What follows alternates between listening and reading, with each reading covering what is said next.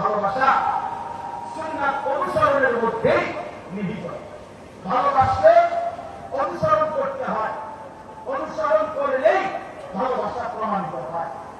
এই জন্য শুধুমাত্র শব্দের উপরে শব্দ, ঈদের উপরে আরো ঈদ, ঈদের উপরে আরো ঈদ, একেবারে আয়াত সাইয়্যিদুল আয়াত, আয়াতের উপরে আরো আয়াত, আরো কিছু যদি কেউ লাগানো হয়, এই দাবিদারদের কাছে আমাদের স্পষ্ট যে রাসূলুল্লাহ সাল্লাল্লাহু আলাইহি ওয়াসাল্লামের একটা সুন্নাত আপনি হাতে কলমে নিজ নিজ অনুসারীদের মধ্যে প্রমাণ করে দেখান।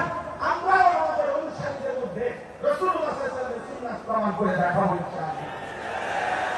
ময়দানে প্রমাণ হবে রাসূলুল্লাহ সাল্লাল্লাহু আলাইহি ওয়াসাল্লামের সুন্নাতের অনুসারী, ভালোবাসার প্রকৃত অনুসারী কারা।